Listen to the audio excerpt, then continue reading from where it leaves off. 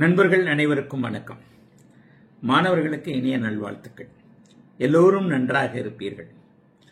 ஒரு சில வாரங்களுக்கு முன்பு இந்த சனியோடு யார் சேரலாம் சேரக்கூடாது, செவ்வாயோடு யார் சேரலாம் சேரக்கூடாது, அப்படி சேர்ந்தால் அந்த சேருகின்ற கிரகங்களுடைய பலன்களை எப்படி அந்த கிரகங்கள் எடுத்து செய்யும் என்பதற்கான ஒரு வீடியோ போட்டோம். அதை ஒரு தொடர்ந்து அந்த கிரக சேர்க்கைக்கான ஒரு வீடியோவாக போடலாம்னு சொல்லியிருந்த நிலைமையில இன்றைக்கு அந்த தொடர்ல 3வது வீடியோவாக சூரியனோடு யார் சேரலாம் யார் சேரக்கூடாது. சூரியன் என்பது ஒரு தலைமை கிரகம். 2 பாவர்களை பத்தி பேசியாச்சு, சனியும் செவ்வாயும் பத்தி பேசியாச்சு. பழைய ஒரு மாதம் இருக்கும்னு நினைக்கிறேன், அது போட்டு பழைய வீடியோக்குள்ள போய் பார்த்தீங்கன்னா தெரியும். சனியோடு யார் சேரலாம் சேரக்கூடாது, செவ்வாயோடு யார் சேரலாம் சேரக்கூடாது என்பதை பற்றி ஒரு வீடியோ. இன்றைக்கு 3வது கிரகமாக சூரியனோடு யார் சேரலாம் யார் சேரக்கூடாது. அப்ப சூரியனோடு பொதுவாக யார் சேருவாங்க? சூரியன் 30 நாட்களுக்கு ஒரு முறை ஒரு ராசியை விட்டு வேகமாக நகரக்கூடிய கிரகம். முதல்ல வேகமாக நகரக்கூடிய கிரகம் உங்களுக்கு சந்திரன் தான். 2.25 நாள்ல வந்துருவாரு. அதனை அடுத்து 20-22 நாட்கள்ல மாறக்கூடிய கிரகங்கள் புதனும் சுக்கிரனும். சூரியனுக்கு மிக நெருக்கமாக இருக்கக்கூடிய கிரகங்கள். சூரியனுடைய மாற்றத்தை வைத்துத்தான் மாதங்களே வகுக்கப்படுகின்றன. அப்ப ஒரு மாதத்திற்கு மேஷத்துல, அதாவது சித்திரை 1ஆம் தேதியிலிருந்து சித்திரை கடைசி நாள் வரைக்கும் ஒரு மாதத்துல மேஷத்துல இருப்பாரு. வைகாசி மாதம் 1ஆம் தேதியிலிருந்து வைகாசி மாதம் கடைசி நாள் வரைக்கும் அவர் ரிஷபத்துல இருப்பார். அப்ப 30-31 நாட்களுக்கு ஒரு முறை சூரியனுடைய மாற்றங்கள் இயக்கங்கள் இருக்கும். அப்ப மாதாந்திர கிரகங்கள் என்பது சூரியன் புதன் சுக்கிரன். அப்ப இந்த மாதாந்திர கிரகங்களான சூரியனும் புதனும் சுக்கிரனும் எப்போதுமே முக்கூட்டு கிரகங்கள்னு சொல்லுவோம். எப்போதுமே ஒருவருடைய ஜாதகத்துல முன் பின்னாகத்தான் இருக்கும். கிட்டத்தட்ட ஒரு 49 டிகிரிக்கு மேல இவர் போகவே முடியாது. ஒரு 26-27 டிகிரிக்கு அப்புறம் இந்த பக்கம் அந்த பக்கமும் புதன் போகவே முடியாது. அப்ப புதனும் சுக்கிரனும் எப்பொழுதும் சூரியனுக்கு அருகருகே இருக்கக்கூடிய கிரகங்கள். இவர்கள் ஒரு 3-4 கட்டத்தை தாண்டி 2-3 பேருமே போக மாட்டாங்க. ஒருத்தருக்கு முன்பின்னாகவே வந்து கொண்டிருப்பார்கள். அப்ப சூரியன் புதன் சுக்கிரன் எப்பொழுதுமே அவர் கூட இருக்கும் பொழுது சூரியனுக்கு பக்கத்துல சூரியனோடு சுக்கிரனோ புதனோ எப்பவுமே இருக்கிறது ஒரு இயல்பான ஒன்று. இதைத்தான் ஜோதிடம் முக்கூட்டு கிரகங்கள் அப்படின்னு சொல்லுது. அப்ப சூரியனும் மற்ற கிரகங்களும் அப்படின்னு வச்சுக்கிட்டீங்கன்னா ஒரு வருடத்துல ஒரு முறை எல்லா கிரகங்களோடும் எப்போதுமே சூரியன் சேருவார். அதிக தூரத்தில் இருக்கக்கூடிய மெதுவாக நகரக்கூடிய கிரகம் சனி. சனி ஒரு வீட்டை கடக்கிறதுக்கு 2.5 வருஷம் ஆகும், 2.25 வருஷம் ஆகும். அந்த சனியை கூட வருடத்திற்கு ஒரு முறை அப்படியே கடந்து போய்கிட்டே இருப்பார். அப்ப ஒரு வருடத்திற்கு ஒரு முறை கண்டிப்பாக சூரியனும் சனியும் சேர்ந்தே ஆக வேண்டும். சூரியனும் குருவும் கிட்டத்தட்ட அதே மாதிரியான ஒரு காலகட்டங்களில் சேர்ந்தே ஆக வேண்டும். ஆக மாதாந்திர கிரகமான இந்த சூரியன் புதனுக்கும் சுக்கிரனுக்கும் அடிக்கடி இணைவதும் மற்ற கிரகங்கள்ல சனியோடு கூடுதலான நேரத்தை இணைவதற்கு எடுத்துக்கொள்வதுமான இயக்கங்கள் இப்போது இருக்கும்.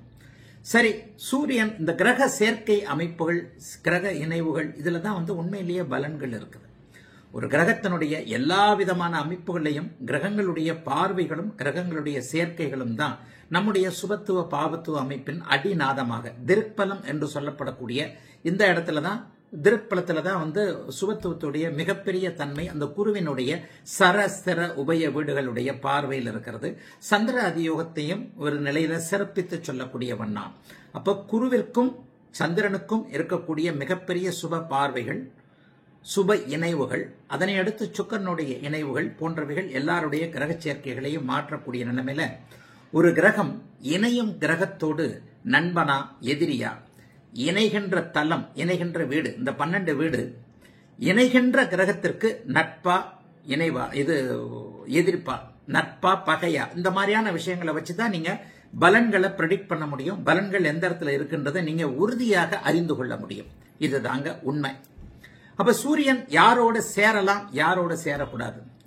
ஜோதிடத்தை ஒளித்தன்மையாக சுபத்துவ பாபத்துவமாக சொல்லக்கூடியவன் நான். இது உங்க எல்லாருக்குமே எளிமையாக புரியும். என்னுடைய 50 ஆண்டு காலமான கிட்டத்தட்ட 40 ஆண்டு காலம் பலன் சொல்லுகின்ற ஜோதிடத்தில் ப்ரெடிக்ட் பண்ணுகின்ற இடத்துல இருக்கக்கூடிய நான் உங்களுக்கு ஒளித்தன்மையாக இந்த ஜோதிடத்தை சொல்லும் பொழுது நீங்க நிறைய பேர் அதுல புரிஞ்சுக்கிறீங்க. எப்படி? சூரியன் ஒரு ஒளி கிரகம். ஒளிக்கும் இருட்டுக்கும் அலர்ஜி இல்லையா? ஒளிக்கும் இருட்டுக்கும் அலர்ஜி. அப்ப ஒளித்தன்மையுள்ள இந்த கிரகமான சூரியன் இருள் தன்மை கொண்ட கிரகங்களான நம்பர் 1 ராகு, நம்பர் 2 சனி, நம்பர் 3 கேது. இதுல 1 2 3 எல்லாம் வரிசை கிடையாது. இருள் கிரகங்கள்ல ஆழமான இருள் தன்மை ராகுவிற்கு உண்டு. அவர் சூரியனையே கிரகம் பண்றார். அப்ப ராகு கேதுகளோட அவர் சேரக்கூடாது. சனியோடு நெகட்டிவ் பிளானட்டான சனி கூட சேரக்கூடாது. அமாவாசை சந்திரன் கூட அவர் சேரக்கூடாது. அப்படி சேர்ந்தா அவருக்கும் நல்லதில்லை. அவருடைய ஒளி, ஏன்னா பூமிக்கு கிடைக்கக்கூடிய ஒளி அமைப்புகளை வச்சுதான் நம்ம ஜோதிடமே இருக்குது. அமாவாசை அன்னைக்கு பூமிக்கு ஒளியே கிடைக்கிறது இல்லை. அப்ப அமாவாசை சந்திரனோட அவர் சேரக்கூடாது. யாரோடு சேரலாம்? ஒளி கிரகங்களோடு சேரலாம். இப்படிப்பட்ட தன்மையில அப்படி சேர்ந்தால் சூரியனுடைய தசையில் சேர்ந்த கிரகங்களுடைய தன்மையை அவர் எப்படி எடுத்து செய்வார்? முதல் நிலையாக பார்த்து விடலாம். இந்த கட்டத்தில் போட்டிருக்கிறேன். மேஷத்துல சூரியன் உச்சம், ஆனால் அவர் ராகுவோடு சேர்ந்திருக்கிறார். சூரியன் ராகுவோடு சேரக்கூடாது, சனியோடு சேரக்கூடாது, சந்திரனோடு சேரக்கூடாது. சந்திரனோடு அவர் சேருவது அமாவாசை அமைப்பு.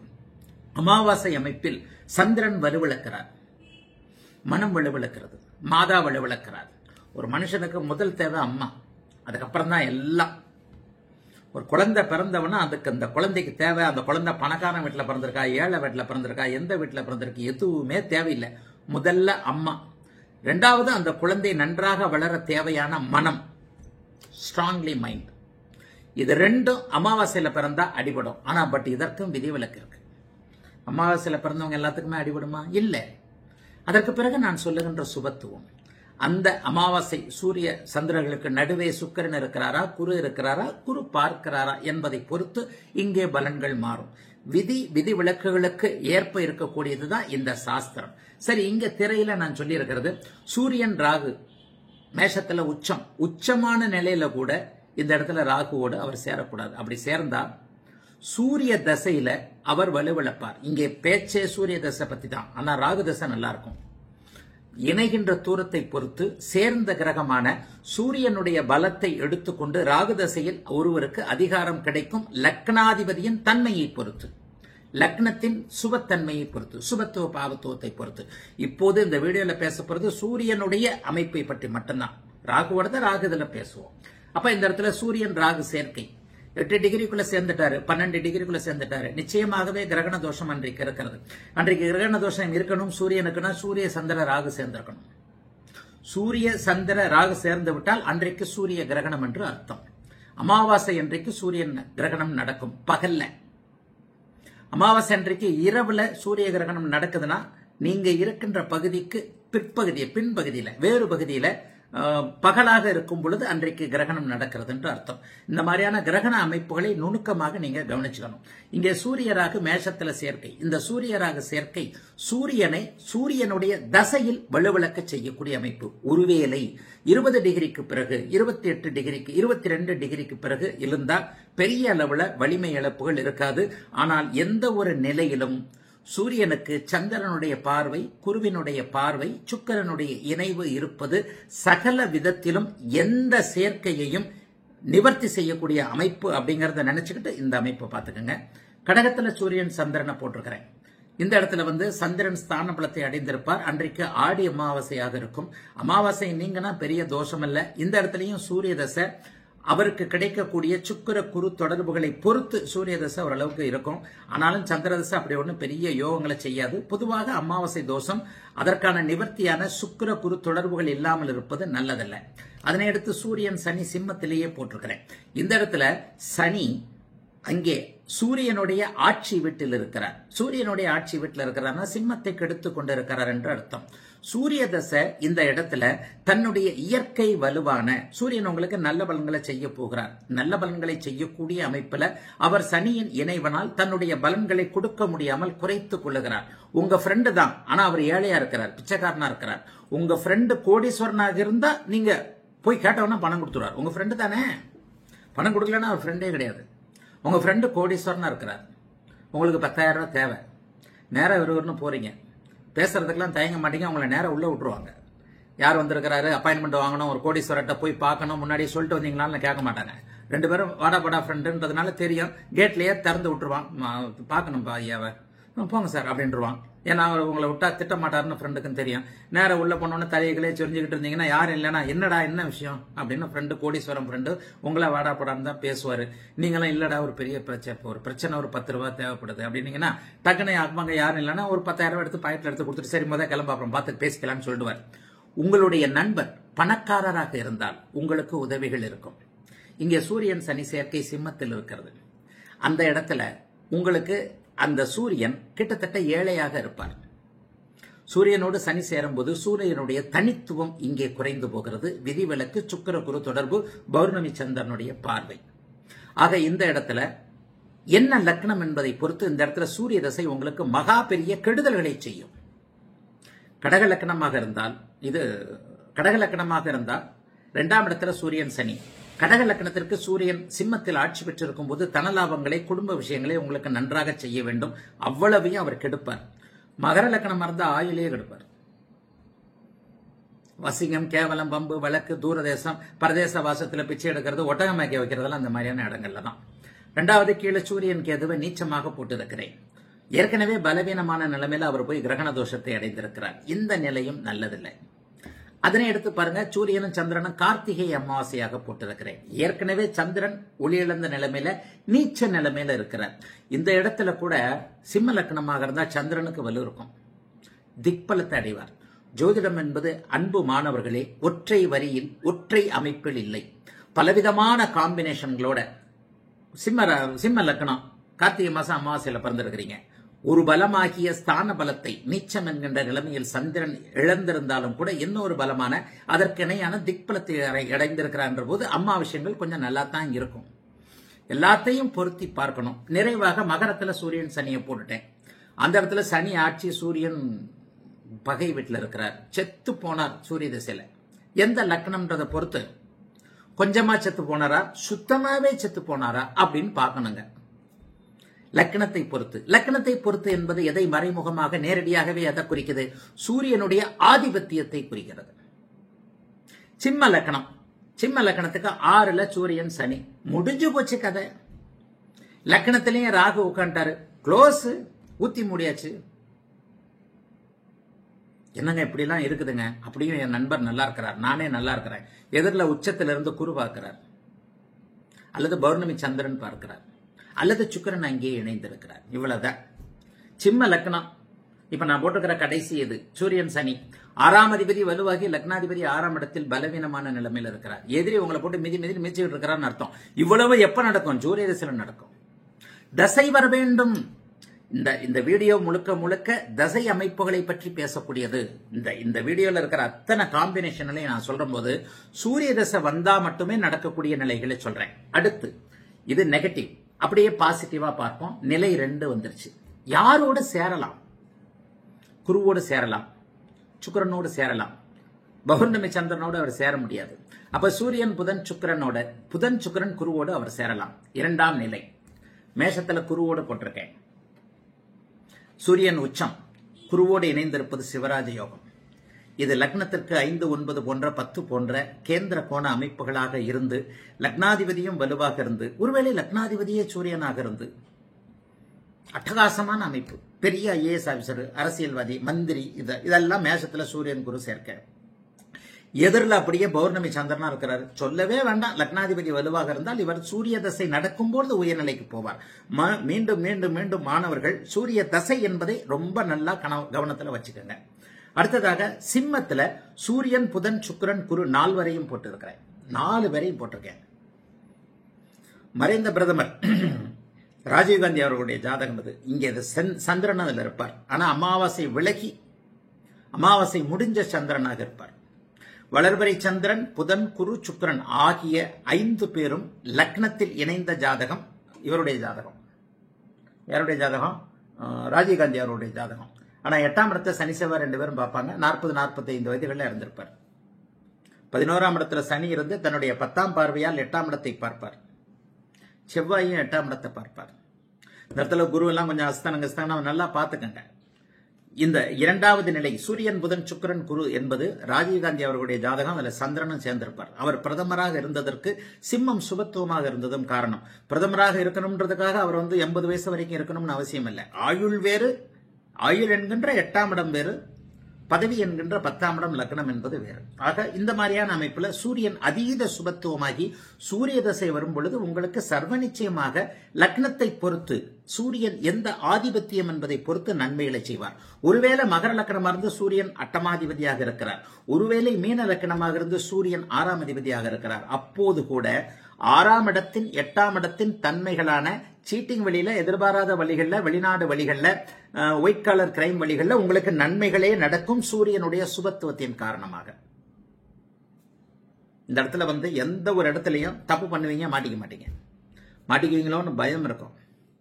ஜெயிலுக்கு போயிடுவோமோ, சீட்டிங் ஆயிடுமோ, கண்டுபிடிச்சிருவாங்களோ, இப்படியே டிப்லேயே வச்சு காசை கொடுத்துருவார். சுபத்துவம் என்பது இதுதான். புரிந்து கொண்டவர்களுக்கு சுபத்துவம் ஒரு பெரிய அமைப்பு, புரியாதவர்களுக்கு நம்ம அதை பத்தி சொல்லி பிரயோஜனம் இல்லை. மூன்றாவதாக சூரியனையும் புதனையும் மட்டும் போட்டிருக்கேன். தனிப்புதன், சூரியன் இல்லைன்னா அந்த இடத்துல தனிப்புதன். அவர் எப்பவுமே சூரியன் கூட இருக்கிறவர் தானே, உச்சனுடைய வீட்டில் இருக்கிறார், உச்சனோடு கூட இருக்கிறார். அந்த புதன் சூரியனை நண்பராக நினைக்கக்கூடியவர். சூரியனுக்கு புதன் நண்பர் அல்ல, சூரியனுக்கு புதன் நண்பனும் அல்லாத எதிரியும் அல்லாத நெல்லுப்பா அப்படின்ற மாதிரி டைப்பு. சூரியனை எங்க போய் பார்த்தாலும் புதன் போய் கட்டிப்பிடிச்சுக்குவாரு. அவ்வளோ பெரிய டீப் ஃப்ரெண்டு. அங்கே அவர் என் ஃப்ரெண்டு தான் அப்படின்னுவார். இப்படி ஒரு வினோதமான நட்பு அமைப்பு. ஆக இங்கே சூரியனும் புதனும் சேர்ந்திருக்கின்ற இந்த அமைப்பு கேந்திர கோணங்களான அமைப்புகளாக இருந்தால் சூரிய தசைக்கு ஓரளவுக்கு நன்மை. பேசுவது சூரிய தசையை பற்றி மட்டும், அதை பற்றி மட்டும்தான் கவனம் மாணவர்களுக்கும் பின்பற்றாளர்களுக்கும் போகணும். அடுத்து சூரியன் சுக்கிரன். சூரியன் அங்கே நீச்சம், பரவாயில்லை, நீச்ச பங்கம். இந்த இடத்துல சனி ராகு கேது போன்ற அமைப்புகள், அமாவாசை சந்திரன் போன்ற அமைப்புகள் எங்கேயும் வந்துடக்கூடாது. சுபத்துவத்தின் சூரிய தசையுடைய நன்மைகள் குறையும். சூரியன் இந்த இடத்துல இருக்கிறது நீச்ச பங்கம் என்பதால் அவருடைய ஆதிபத்தியமும், எந்த லக்னமோ அந்த லக்னத்திற்கான ஆதிபத்தியமும், அவருடைய அரச ராஜ ரெண்டும் ஒன்றுதான், அரச தலைமை பதவி என்று சொல்லப்படக்கூடிய அதிகார அமைப்புகள் இந்த இடத்துல மேலோங்கி இருக்கும். ஆகவே சூரியன் சுக்கிரன் இணைவு நீச்சனானாலும் அங்கே இருப்பது நல்லது. சூரியன் புதன் சுக்கிரன் குருவோட வீட்டில் போட்டிருக்கிறேன், அட்டகாசம், எதுலேயும் சொல்ல தேவையில்லை. ஏற்கனவே அது சுவரோட வீடு. இந்த இடத்துல குருவின் பார்வையும் அமாவாசை சந்திரனுடைய பார்வையும் பௌர்ணமி சந்திரனுடைய பார்வையும் இருந்தால் மிகப்பெரிய யோக பலன்களை சூரியன் செய்வார். இங்கே சூரியன் புதன் சுக்கிரன் என்பது எந்த ஆதிபத்தியத்திற்கு உரியவர். முதல்ல 12 லக்னங்கள்ல சூரியன் யாரு அப்படின்றத புரிஞ்சுக்கங்க. லக்னாதிபதியா, 2ஆம் அதிபதியா, 6ஆம் அதிபதியா, 8ஆம் அதிபதியா, 12ஆம் அதிபதியா, என்ன செய்வதை, என்ன தருவதற்கு அவர் தகுதியானவராக இருக்கிறார் என்பதை புரிந்து கொண்டு அதற்கு பிறகு நான் சொல்லக்கூடிய இந்த நிலைமையை புரிஞ்சுக்கிட்டாலே போரும். ஆக அந்த நிலை 2 என்று நான் காட்டியிருக்கின்ற இந்த அமைப்புகள்ல கண்டிப்பாக சூரியன் அவருடைய தசைகள்ல குறைகள், சின்ன சின்ன குறைகள் இருந்தாலும் யோகங்களை செய்வார். யாராக இருந்தாலும், எந்த லக்னமாக இருந்தாலும். இதுல முழுமையாக பௌர்ணமி சந்திரனுடைய பார்வை, சுக்கரனுடைய இணைவு, குருவினுடைய பார்வை இப்படிலாம் இருந்ததுன்னா சூரிய தசை கொட்டும் தலைமை பதவியை கொடுக்கும். சூரியனுடைய காரகத்துவங்கள்னு சொல்லப்படக்கூடிய கரண்ட் சார்ந்த, அதிகாரம் சார்ந்த, கவர்மெண்ட் சார்ந்த, எலக்ட்ரிக்கல் சார்ந்த, எலக்ட்ரிக்கல் பைக்கு, தாமிரம், இதெல்லாம் சார்ந்த காப்பர்னு சொல்றோம்ல, இதெல்லாம் அவருடைய உலோகம். அவர் சார்ந்த விஷயங்கள்ல கடுமையான நல்ல பலன்களை செய்வார். சரி, இப்ப 3வது நிலைமை. எல்லாரையும் சொல்லியாச்சு, ஒருத்தரை சொல்லலையே. செவ்வாய் வித்தியாசமான கிரகம், 2 பேரும் ஃப்ரெண்டு. ஒருவர் அரசன், ஒருவர் தளபதி. தளபதி இல்லாமல் அரசன் இல்லை. அரசன் மட்டும் தனியே வாழை தூக்கிட்டு போய் சண்டை போட்டுக்கிட்டு இருக்க முடியாது. அரசன்னாலே அவன் சொல்றதை கேட்கறதுக்கு 4 பேராவது இருக்கணும். இருந்தா தான் அவன் அரசன். தனியா இருக்கிறவன் அரசன் இல்லை. தளபதினு ஒருத்தர் இருந்தா அவருக்கு மேல வேலை ஏவறதுக்கு ராஜான்னு ஒருத்தர் இருக்கணும். இது பிரிக்க முடியாத, ஒழிக்க இயலாத உறவு. அதனால 2 பேரும் நண்பர்கள். நிலை 3 சூரியனும் செவ்வாயும். இது ஒரு பெரிய நம்முடைய மூல நூல்கள் இருக்கக்கூடிய மூல நூல்களில் நிறைய அமைப்புகளை விமர்சனம் செய்கிறேன். அடுத்தடுத்து சில விஷயங்கள் வரத்தான் போகுது. அதாவது மூல நூல்களில் எங்கெங்கே குப்பைகள் இருக்கின்றதுல இதுவும் ஒன்று. சூரியன் சந்திரன் செவ்வாய் சேர்ந்துட்டாலே, 8ல சேர்ந்துட்டாலே சின்ன வயசு பொம்பளை விதவை ஆயிடுவா அப்படின்ற மாதிரியான முட்டாள்தனமாக எழுதப்பட்ட குப்பைகள்ல இதுவும் ஒன்று. இப்ப இந்த விஷயங்கள்ல சூரியனுடைய அஸ்தமனம், சுபர்கள் அஸ்தமனம் அடைஞ்சிருந்தா, நிலை 2ல காட்டினேன் இல்லையா, இதுல எங்கேயாவது சுபர்கள் அஸ்தமனம் அடைஞ்சிருந்தாங்கன்னா சூரியனுக்கு நல்லது, அந்த கிரகத்துக்கு நல்லதில்லை. பேசுவது சூரிய திசையை பற்றி மட்டும். இப்ப இந்த இடத்துல செவ்வாய் அஸ்தமனம் அடைஞ்சிருந்தா நல்லதில்லை. செவ்வாய்க்கும் நல்லதில்லை, சூரியனுக்கும் நல்லதில்லை. செவ்வாய் ஒரு வீரம், தைரியம் போன்ற அமைப்புகளை குறிக்கக்கூடிய ஒரு கிரகம். சூரியனும் செவ்வாயும் இணைந்திருப்பது இந்த இடத்துல ரெண்டு பேரையுமே கிட்டத்தட்ட இயல்பு மாற்றக்கூடிய நிலைமை. அரசனும் தளபதியும் இணைஞ்சிருக்க கூடாது. அரசனும் தளபதியும் அரசனுக்கு கீழே தான் தளபதி இருக்கணும். ஒருபடி கீழே தான் செவ்வாய் இருக்கணும். அரசனுடைய சிம்மாசனம் மேல இருக்கும், கீழே தான் தளபதி இருப்பார். அரசனுக்கு நிகராக தளபதி வந்து உட்கார்ந்துட்டாருன்னா அரசனை கொல்ல போறாருன்னு அர்த்தம். எப்பயோ அடிச்சு தூக்கி கிடைவிட்டு இவர் ராஜாவாக போறாருன்னு அர்த்தம். இப்படிலாம் மனித உணர்வுகளாக நீங்க கிரகங்களை புரிந்து கொள்ளும் போதுதான் உங்களுக்கு பலன்கள் வரும்ன்றதை அடிக்கடி சொல்றேன். அப்ப இந்த இடத்துல சூரியன் செவ்வாய் மேசத்தில் சேர்ந்திருக்கிறார்கள். இந்த இடத்துல வந்து சூரியனும் செவ்வாயும் எந்த லக்னம் என்பதை பொறுத்து ஆதிபத்திய விசேஷங்கள் இருக்கும். காரக நன்மைகள் பெருசா இருக்காது. காரக நன்மைகள் பெருசா இருக்காது. செவ்வாய் ஒரு பாப கிரகம். இந்த இடத்துல விதிவிலக்கு சுபத்துவம் தான். பௌர்ணமி சந்திரன் சுக்கரனுடைய இணைவு, குருவினுடைய பார்வை அல்லது குருவினுடைய இணைவு தான் சூரியன் செவ்வாய் இரண்டையும் சுபத்துவப்படுத்தும். சூரியன் செவ்வாய் இணைவுல இணைகின்ற லக்னத்தை பொறுத்து தான் பலன். ஆனாலும் சுபர்களுடைய இணைவை போல செவ்வாய்க்கு இது சூரியனுக்கு இந்த இடத்துல பெரிய யோகங்கள் கிடைத்து விட போவதில்லை. ஆனா அஸ்தமனம் ஆகாம செவ்வாய் கொஞ்சம் விலகி இருந்தார்னா, அஸ்தமனம் ஆகாம விலகி இருக்கிறது எவ்வளவு? 17 டிகிரி விலகி இருக்கணும். அவர் 17 டிகிரி விலகி இருந்தார்னா செவ்வாயும் பலன் தருவார், சூரியனும் பலன் தருவார். அடுத்து சிம்மத்துல சூரியன் செவ்வாய், இது ஓரளவுக்கு பரவாயில்ல. மேஷத்துல சூரியன் செவ்வாய் விட சிம்மத்துல சூரியன் செவ்வாய் ஓரளவுக்கு பரவாயில்ல. ஏன்னு சொன்னா இந்த இடத்துல சூரியனுடைய ஆட்சி வீடு, இயல்பு வீடு, அரியணை வீடு, ராஜா சிம்மாசனத்துல உட்கார்ந்து இருக்கிற மாதிரி இது சூரியனுடைய வீடு. போன இதுல வந்து மேஷம் செவ்வாயோடைய வீடு, அங்க சூரியன் உச்சமா தான் இருக்கிறாரு. இருந்தாலும் தளபதியோடைய அதிகாரத்துக்குள்ள கோட்டைக்குள்ள போய் ராஜா உட்கார்ந்து இருக்கிறதா கணக்கு. ஆனா இந்த இடத்துல ராஜாவை சுத்தி இருக்கக்கூடிய தளபதியை மீறிய மெய்காவல் படையினர் இருக்கக்கூடிய அமைப்பாக சிம்மம் செயல்படும். சிம்மம் வந்து ராஜாவோட வீடு. ராஜாவோட கோட்டைக்குள்ளதான் தளபதி வந்திருக்கிறார். ஊன்ட்டார்னா இன்னொரு தளபதி கூட தளபதியை போட்டுருவார். இந்த மனித உணர்வுகளாக கிரகங்களை அப்படியே கிரகித்துக் கொள்ளும் பொழுது ஏகப்பட்ட சேர்க்கைகள்ல உங்களுக்கு பலன் வரும். அப்ப இந்த இடத்துல சூரியன் செவ்வாய் சேர்க்கை என்பது இயல்பாக ஒரு 17 டிகிரி விலகி இருந்தா செவ்வாயையும் தனித்தன்மையாக அவருடைய தசையில நல்ல விதமான பலன்களையும் சூரியனையும் கெடாத ஒரு பலன்களையும் செய்யும். இயல்பாக ரெண்டு பேரும் தன்னுடைய ஆதிபத்திய காரகத்துவங்களை லக்னத்திற்கு ஏற்றாற் போல செய்வார்கள். இத மாதிரிதான் நீங்க சூரியன் செவ்வாய் அமைப்போல விருச்சிகத்திலையும் கணக்கிட்டுக்கணும். இந்த இடத்துல கூட அவர்கள் இணைந்திருப்பது நல்லதில்லை. ஒருவேளை இணைந்திருந்தால் இருவருக்குமான ஆதிபத்திய அமைப்புகள் கெடுதல்களை தரும், கலப்பு பலன்களை செய்வாங்க. சூரியன் பாபத்துவ, அதாவது இயல்பான அதிகார அமைப்பை பாபத்துவ பலன்களை தராமல் கெடுதல் பலன்களை செய்வார். சனியோட சேர்ந்தா ஒட்டுமொத்தமா கெடுப்பாரு. இது வந்து ஒட்டுமொத்தமா கெடுக்காம நான் அடிக்கடி சொல்ற மாதிரி சனி இரும்புகள்ல தூக்கி அடிப்பாரு, சுவர்கள் வந்து பூப்பந்த தூக்கி அதே வெயிட்ல அடிக்கின்ற மாதிரியான சேர்க்கை தான் இந்த சூரியன் செவ்வாய் சேர்க்கை விருச்சிகத்துல. செவ்வாயும் ஒழுங்கா வேலை செய்யாது, சூரியனும் ஒழுங்கா வேலை செய்யாது. சுவர்கள் தொடர்பு இல்லாமல் இருந்தால், சுவர்கள் தொடர்பு இருந்திருந்தால் இருவருமே மங்கள யோகத்தையும் சிவராஜ யோகத்தையும் வலிமையாக செய்வார்கள். அது இருவருக்கும் நல்லது. சுபத்துவ பாபத்துவம் மட்டுமே சூரியன் செவ்வாய் இணைவை தீர்மானிக்கும் என்ன செய்கிறார்கள் என்பதை. நிலை 4, சூரியன் சுத்தமா கெட்டு போனார். இந்த இது வந்து 1996 மார்ச் ஏப்ரல் மாதங்கள்ல நடந்திருக்கும். இந்த இதை பாருங்க, நிலை 4. சூரியன் கெடக்கூடாதுன்னு சொன்னேன். கெட்டு போனா இப்ப நிவர்த்தியே இல்லையா? சூரியன் எப்படி கெடக்கூடாது? ராகுவோட சேரக்கூடாது, கேதுவோட சேரக்கூடாது, செவ்வாயோட சேரக்கூடாது, சனியோட சேரக்கூடாது. ஒரே நேரத்தில் செவ்வாய் சனியோடு சேர்ந்த எந்த கிரகமும் கெட்டு போயிடும். ராகுவோடு சேர்ந்தா டெட் ஆகி போச்சுன்னு அர்த்தம், குழி தோண்டி புதைச்சாச்சுன்னு அர்த்தம். ஒரே நேரத்தில் ஒரு கிரகம் சனி செவ்வாயோடு சேர்ந்து விட்டால் இறந்து போய்விட்டது என்று அர்த்தம். அதே கிரகம் சனி செவ்வாயோடு சேர்ந்து ராகுவோடு சேர்ந்தா பூமிக்குள்ள புதைச்சு வருஷக்கணக்கு மாசக்கணக்காச்சு புல்லு முளைச்சு போச்சுன்னு அர்த்தம். இதற்கு விதிவிலக்கு இருக்கா?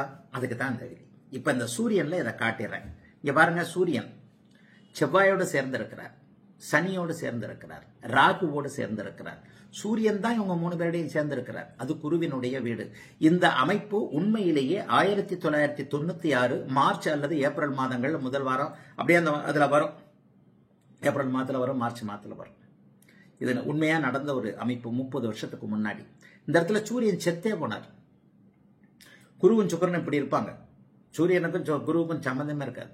அப்ப இந்த இடத்துல பங்குனி உத்தரமாகிய பௌர்ணமிக்கு முன்பின் சந்திரன் வரும் பொழுது மட்டுமே சூரியனுடைய இயல்பு தன்மை திரும்பி முதலில் பாபத்துவம் பிறகு சுபத்துவம் என்கின்ற அமைப்பின் அடிப்படையில சூரிய புக்தியில சூரிய தசையில சூரிய தசை ராகு புக்தி வரை கடுமையான கெடுபலன்களை செய்து இந்த பௌர்ணமி சந்திரனுடைய பார்வையால அனைத்தும் புனிதமடைந்து சூரிய தசை குரு புக்தியிலிருந்து நல்லதுகளை செய்யும். அப்ப இது எதுக்காக நான் போட்டேன்னா, எவ்வளவு பாவத்துவமாக இருந்தாலும் ஒரு குருவின் பார்வையோ ஒரு சந்திரனின் பார்வையோ சுக்கிரனுடைய இணைவோ சூரியனை அப்படியே முதல்ல கஷ்டங்களை கொடுத்து பிற்பகுதியில அதை ரெக்கவர் பண்ணக்கூடிய சுபத்துவத்தை கொடுக்கும் என்பதற்காக இந்த நிலைமை.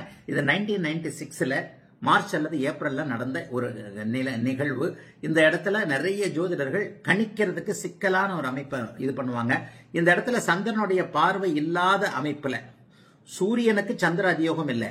சூரியனுக்கு 7ஆம் இடத்துல சந்திரன் இருக்கும்போது மட்டுமே சூரியன் சுபத்துவப்படுத்தப்படுவார். சூரியனுக்கு 6ல் சூரியனுக்கு 8ல் சந்திரன் இருக்கும் பொழுது சூரியன் சுபத்துவப்படுத்தப்பட மாட்டார்.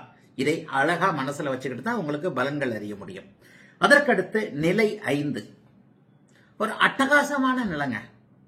சூரியன் அட்டகாசமா இருக்கிறார், சரியான அளவுல பலனை தர்றார், முழு நிறைவு. மந்திரியா இருக்கிறார், எம்எல்ஏவா இருக்கிறார், பிறந்ததிலிருந்தே மந்திரி ஆயிட்டார். அவங்க அப்பா சிஎம், அதுக்கப்புறம் அவர் சிஎம் ஆக போறார். அவங்க தாத்தா சிஎம். சில நிலைகள் பரம்பொருள் சிலருக்கு இப்படித்தான் கொடுத்துருக்கு. எல்லா மாநிலங்கள்லையும் ஒரு ஜவுளி கடை வச்சிருக்கிறாரு. அந்த ஜவுளி கடை வச்சிருக்கிற அப்பா பையன் ஜவுளி கடைக்குள்ளதான் பையனை விடுறாரு. அரசியல் இன்னைக்கு அந்த மாதிரி தான் ஆயிப்போச்சு. அரசியல் இருக்கிறவங்க எல்லாம் யோகியம்னு சொன்னா நம்மள மாதிரி பைத்தியக்காரங்க யாரும் கிடையாது. அரசியலும் ஒரு தொழில், அவ்வளவுதான். ஏதோ தாத்தா ஆரம்பிச்சது அப்பா ஆரம்பிச்சது அதை அனுபவிக்கிறதுக்கான அமைப்புகள் அதற்கேற்றாற் போலதான். ஒரு குடும்பத்துல டாக்டர் இருக்கிறாரு, அவர் குடும்பம் பார்த்தா செவ்வாயாவே வலுத்திருக்கு.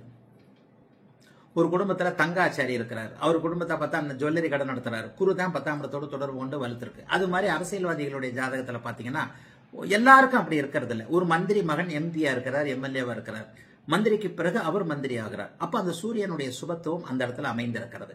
அப்ப பிறக்கும் போதே அதிகாரம் உள்ளவர்களாக பிறக்கக்கூடிய, கொடுத்து வைத்தவர்களாக பிறக்கக்கூடிய, வேறு வகையால ஆன்மீக அமைப்புல சொல்றதா இருந்தா போன பிறவில அவன் பண்ண புண்ணியம்பான்னு சொல்லிடுறோம்ல, அவன் கர்மா நல்லா இருக்குன்னு சொல்றோம்ல, அதெல்லாம் ஜோசியத்துல இல்ல. இருந்தாலும் ஜோதிடத்துல கண் காணாத மனதிற்கு புரியாத சில விஷயங்கள் எடுத்துக்க வேண்டாம். கண்ணுக்கு தெரியக்கூடிய சுபத்துவ பாவத்துவத்தை அப்படியே எடுத்துக்கிட்டா அவர் எப்படி நன்றாக இருக்கிறார் என்பதற்கான காரணங்கள் இருக்கணும் இல்லையா? இதோ விட்டது அடுத்த கட்டம். நிலை 5 சூரியனை பற்றி மட்டும்தான் பேச்சு. லக்னாதிபதி வலுவாக இருக்க வேண்டும். லக்னாதிபதி லக்னம் வலுவாக இருக்கிற அமைப்பை பொறுத்து ஒருத்தர் பிரதமராக இருப்பார். ஒருவர் பிரதமருடைய வாசல் அரைக்கதவுக்கு வெளியே பியூனாக இருப்பார். பியூனா இருக்கிற பிறகு அதிகாரம் தான். ஒரு சிஎம்முக்கு பிஎம் பியூனா இருக்கட்டுமே, கிட்ட போயிடுவீங்களா நீங்க? ஓப்பனாவே பேசுறேன். ஒரு சிஎம் இருக்கிறார், உள்ள ரூமுக்குள்ள இருக்கிறார், அவருக்கு வெளியில டவாலி போட்டுக்கிட்டு பியூனா இருப்பாரு, ஒரு அட்டெண்டரா இருப்பாரு. அவர் கதவை திறந்தா தான் நீங்க உள்ள போய் பார்க்க முடியும். ஒரு டிஜிபி, மாநிலத்தின் காவல்துறை தலைவர், சிஎம் பார்க்கறதுக்கு அர்ஜென்ட்டா வராரு. டேய் கதவை தரையா அப்படின்னு சொல்ல மாட்டார் சிஎம்மோட பியூனை. அவர் கொஞ்சம் டிஜிபியா இருந்தாலும் இப்படி ஐயா சரியான மூட்ல இருக்கிறாரா, உள்ள போலாமா, கொஞ்சம் பார்த்து நான் வந்திருக்கிறேன்னு கொஞ்சம் தகவல் சொல்லி என்ன டக்குன்னு அனுப்பிச்சிட்டா கொஞ்சம் நல்லா இருக்குமேனு அந்த பியூனுக்கு மரியாதை கொடுப்பார். உள்ளே உட்கார்ந்து இருக்கிற சிஎம் உடைய லக்னாதிபதி வலுத்து இருக்கிறது. வெளியே உட்கார்ந்து இருக்கிற பியூனுக்கும் சூரியன் வலுத்து இருக்கிறார். லக்னாதிபதி வலுவில்லாமல் இருக்கிறது. அதிகாரம் உள்ளவன் பணிந்து பேசுகிறான். பியூனடா அதிகாரம் உள்ளவன் பணிந்து பேசுகிறான். ஒரு டிஜிபி கூப்பிட்டா எஸ்பியில இருந்து டிஐஜில இருந்து எல்லாம் ஐஜில இருந்து எல்லாம் ஓடிடுவாங்க. எந்திரிச்சனு சல்யூட், வணக்கம் ஐயான்னு தான் பேசி வணக்கம்னு சொல்லிட்டு தான் இது பண்ணணும். அப்படிப்பட்ட டிஜிபி சிஎம் உடைய பிஎம் உடைய ஒரு மந்திரியுடைய மேலானவருடைய பியூனாக நீங்கள் வெளியே கதவை திறந்து விடுவதற்காக நீங்கள் காத்து கொண்டிருக்கின்ற நீங்கள் உங்களை பார்த்து அவர் மரியாதையாக பேசுவார். யோ திறந்து விடியான்னு சொல்ல முடியாது. நீங்க போய் உள்ள போய் எதனா வத்தி வச்சிருக்கீங்களோன்னு பயம். நீங்க ஒன்னும் நேரடியா செய்ய முடியாது. ஆனால் சிஎம்முக்கு அருகில் நீங்கள் இருக்கிறீர்கள், அரசனுக்கு அருகே நீங்க இருக்கிறீர்கள். இதற்கு என்ன வித்தியாசம்? அரசனுக்கும் சூரியன் பலமா இருக்கும், பியூனுக்கும் சூரியன் பலமா இருக்கும். அரசனுக்கு லக்னாதிபதியும் பலமா இருக்கும், பியூனுக்கு லக்னாதிபதி பலமா இருக்காது. இவ்வளவுதான் வித்தியாசம். அந்த 5 நிமிட தற்காலிகமாக டிஜிபி அவருக்கு சல்யூட் அடிச்சு கொஞ்சம் உள்ள போய் சிஎம் பார்க்க முடியுமான்னு கேட்கிறாரு பாருங்க. அந்த நேரத்தில் அந்த 5 நிமிஷம் மட்டும் அவருக்கு ஒரு தற்காலிக அதிகாரம் கிடைக்கும். இதை விட சுபத்துவ பாவத்துவ லக்னாதிபதி அமைப்புகளை, சூரியனுடைய அமைப்புகளை விளக்கி உங்களுக்கு சொல்ல முடியாதுன்னு நினைக்கிறேன். சில இடங்களில் சொன்னா தற்பெருமையாக தெரிகிறது. நிலை 5 அட்டகாசமான நிலைமை. சூரியன் உச்ச சுக்கரனோடு இணைந்து குருவின் வீட்டில் இருக்கிறார். நேர எதிரில் பௌர்ணமியா போட்டிருக்கிறேன். இதையும் பங்குனி உத்தரமா போட்டிருக்கேன். இதெல்லாம் சிஎம் ஜாதகம், எடப்பாடி ஐயாவோட ஜாதகம் கிட்டத்தட்ட இப்படித்தான் இருக்கும். எல்லா இடத்துலையும் பௌர்ணமியை போட்டிருக்கிறேன் பாருங்க. ரிஷபத்துல சுக்கிரனுடைய வீட்டுல சூரியனை போட்டிருக்கிறேன். இது எல்லா இடத்துலையும் சூரியன் குரு சுக்கிரனை அஸ்தமனம் பண்ணியிருந்தா, டிகிரி கணக்குல நெருங்கி இருந்தா சூரியனுக்கு அதிகமான வலு. பௌர்ணமி சந்திரனுடைய பார்வை, குருவினுடைய பார்வை, சுக்கிரனுடைய இணைவு, இந்த அத்தனையும் வலுத்திருக்கும் பொழுது ஒருவன் அரசனுக்கு அருகே இருப்பான். லக்னாதிபதி வலுத்திருக்கும் போது அவனே அரசனாக இருப்பான்.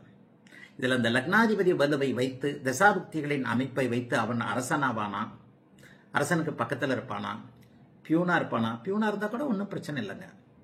ராஜாவுக்கு பக்கத்தில், சிஎம்முக்கு பக்கத்தில் நீங்க இருக்கிறீங்கனாலே உங்களுக்கு சரியான மரியாதைகள் தேடி வந்துடும். இவர் சொன்னா சிஎம் கேட்பாரு, கேட்பாருன்னா அவருக்காக நீங்க தான் கிடையாது. இவரை வச்சு சிஎம் பார்க்க முடியும். 10 பேருக்கு காத்துக்கிட்டு இருந்தா கூட டக்குன்னு நம்மள உள்ள அனுப்பிச்சிருவார். இல்லது சிஎம் எந்த மூட்ல இருக்கிறாருன்னு கேட்கலாம். கோச்சிக்கிட்டு இருக்கிறாரா, காலையில இருந்து எப்படி இருக்கிறாரு, நான் இன்னைக்கு பார்க்க வரலாமா வேண்டாமா, சத்தங்கத்தம் கோச்சிக்கிட்டு சத்தங்கத்தம் போட்டுக்கிட்டு இருக்கிறாரா, இதெல்லாம் அரசனுடைய மூட நீங்க அரசங்கிட்ட கேட்டு தெரிஞ்சுக்குவீங்க. அரசனுக்கு பக்கத்தில் இருக்கிறவங்கள தான் கேட்டு தெரிஞ்சுக்குவீங்க. இந்த மாதிரியான அமைப்புல ஒருவர் அரசனுக்கு நிகராக, அரசனுக்கு அருகே இருக்கக்கூடிய அமைப்பு லக்னாதிபதி வலுவை வைத்து. ஆகவே சூரியன் அதீத சுபத்துவமாக அதிகாரத்தை கொடுக்கக்கூடிய அமைப்புல ஒரு சிறு அலுவலகமானாலும் அந்த இடத்துல மேனேஜரா இருக்கிறவர்னு பாத்தீங்கன்னா அந்த இடத்துலயும் நான் இந்த மாதிரியான அமைப்புகளை தான் சொல்லுவேன். ஆக சூரியனுடைய அதீத சுபத்துவ நிலைமை சூரிய தசையில் இந்த மாதிரியான அமைப்பு. சூரியன் இதெல்லாம் திக்பலத்தையும் கொண்டு வந்துடுவேன். ஆனா இதுல நம்ம கிரக சேர்க்கையை பத்தி மட்டும்தான் பேசுறோம். சேர்க்கையை பத்தி மட்டும்தான் இந்த வீடியோல பேசுறோம். ஜோதிடம் என்பது பயங்கரமான காம்பினேஷன்ஸ். ஸ்தான பலம், அதனை அடுத்து திக்பலம், அதனை அடுத்து திருக்பலம். இந்த இடத்துல திருக்பலத்தை நான் கொண்டு வரேன். சுபத்துவம்னு கொண்டு வந்தா திருக்பலத்தையும் ஸ்தான பலத்தையும் கொண்டு வந்துருவேன். திக்பலமும் சூரியனுக்கு 10ஆம் இடம் மிக அருமையான ஒன்று. சூரியன் நீச்சமாக இருந்தாலும், மகர லக்னத்திற்கு சூரியன் நீச்சமாக இருந்தாலும் நீச்சம் இல்லைன்னு சொல்லிடுவேன். அங்கே திக்பலத்தோடு இருக்கிறார். சரியா? சரி. அதனை அடுத்து பாபத்துவம், கெட்டே போனார். ஒரு தடவை எம்எல்ஏவா இருந்தார், அடுத்த தடவை தோத்துட்டார், மறுபடியும் ஜெயிச்சிட்டார். ஒரு தடவை மந்திரியா இருந்தார், அடுத்த தடவை தோத்துட்டார், மறுபடியும் ஜெயிச்சிட்டார். வாழ்க்கையில ஏற்ற இறக்கங்களோடு அதிகாரம் உள்ளவராக இருக்கிறார். நிலை வந்து விட்டது. முதலில் பாபத்துவம், பிறகு சுபத்துவம். இந்த பாருங்க, சூரியன் கெட்டுத்தான் போனார். நல்லா பாருங்க, இந்த இடத்துல கூட சூரியன் நல்ல விதமான பலன்களை தருவார். ஆனா என்ன, ஏற்ற இறக்கங்களோடு கூடிய பலனை லக்னாதிபதி வலுவிற்கேற்றார் போல செய்வார். சூரியன் சன்னிராகவோட சேர்ந்துட்டார். சேரக்கூடாதா? சூரியன் சன்னிராகவோட சேர்ந்து நீச்சமும் ஆயிட்டார். செத்து போனார். குழி தோண்டி புதைக்கிறதுக்கு குழியை ரெடி பண்ணிக்கிட்டு இருக்கிறாங்க. டாக்டர் எல்லாம் கையை பிடிச்சி பார்த்துட்டு போயிடுச்சுங்க அப்படின்ட்டு எல்லாத்தையும் எடுத்துட்டு உள்ள குழிக்குள்ள இறக்க போறாங்க சூரியனை. ஏன்னா இங்க சனிராகம் போட்டு முத்துன்னு முத்தியாச்சு. திடீர்னு லேசா பாடி அசைற மாதிரி இருக்கு. இரியா அப்படின்னு பார்த்தா, எப்பா நாடி துடிப்பு தெரியுதுப்பா, இருப்பா வாயில ஊதுப்பா, அனுக்குறோன்னு அப்படின்னு உயிர் வந்துருதுல. அதான் இந்த நிலைமை. முதலில் பாபத்துவம், பிறகு சுபத்துவம். முதலில் கடுமையான பலவீனமான நிலைமை. இந்த இடத்துல சனியோடு அவர் அஸ்தங்கத்தை அடைந்திருந்தார்னா கடுமையான பாவத்துவம்.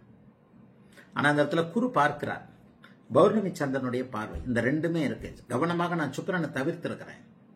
ஆக சூரியன் சனிராகவோடு சேர்ந்திருந்தாலும் சூரியனுடைய தசையில முதல்ல ஒரு ராகு தசை வரைக்கும் முதல்ல சூரிய புக்தி, அதுக்கப்புறம் சந்திர புக்தி, அடுத்து செவ்வாய் புக்தி, அடுத்து ராகு புக்தி. இந்த 4 புக்திகள்ல ஏதாவது ஒரு பலவீனமான தோல்வி அமைப்புகளை, கடுமையான குழப்ப அமைப்புகளை கொடுத்து விட்டு ஆதிபத்தியத்திற்கு ஏற்றார் போல. அது முதல்ல முக்கியம். எந்த லக்னம்ன்றது முக்கியம். ஆதிபத்தியத்திற்கு ஏற்றார் போல சூரிய தசை ராகு புக்தி வரை கடுமையான பலன்களை கொடுத்து விட்டு அதற்கப்புறம் டக்குன்னு சூரிய தசை குரு புக்தியில ஒரு மாற்றத்தை கொடுக்கக்கூடிய அமைப்புகள் இதுல வந்துடும். ஆனால் இந்த சூரியன் நிச்சயமா செத்து போகல, சனியோடு ராகுவோடு சேர்ந்து இருக்கிறார். முதலில் ஒரு மாதிரியான நெகட்டிவான அமைப்புகளை கொடுத்து விட்டு அதற்கு பிறகு அதே சூரிய திசையில அல்லது வாழ்க்கையிலேயே ஆதிபத்தியங்கள் எந்த இடத்துல நடக்கும், தசையில 6 வருஷம் மட்டும் நடக்கும். காரகத்துவங்கள் வாழ்நாள் முழுவதும் நடக்கும். இது ஆன்லைன் வகுப்புல நிறைய சொல்லி கொடுத்திருக்கிறேன். இதைத்தான் மனசுல தேர்க்கிறதுக்கு மாணவர்கள் அப்படியே கொஞ்சம் குழம்பி போவீங்க. ஆதிபத்தியங்கள், ஒரு கிரகத்தினுடைய ஆதிபத்தியங்கள், அது எந்த வீடு, எந்த வீட்டிற்கு உரியது, அதனுடைய தசையில் மட்டும் செயல்படும். சூரிய தசை முடிஞ்சவன சூரியனுடைய ஆதிபத்தியங்கள் செயல்படாது. ஆனா வாழ்நாள் முழுக்க அந்த சூரியனுடைய காரகத்துவங்கள் செயல்படும். லக்னத்தை பொறுத்து, யார் அதிக சுபத்துவம் என்பதை பொறுத்து, யார் முதல் நிலை சுபத்துவம் என்பதை பொறுத்து. கொஞ்சம் குழப்பமான சப்ஜெக்ட் தான், ஆனா இது ரொம்ப வீடியோ உபயோகமான வீடியோவாக இருக்குன்னு நினைக்கிறேன். வாழ்த்துக்கள். அடுத்த வீடியோல பார்க்கலாம். எல்லோரும் நன்றாக இருப்பீர்கள்.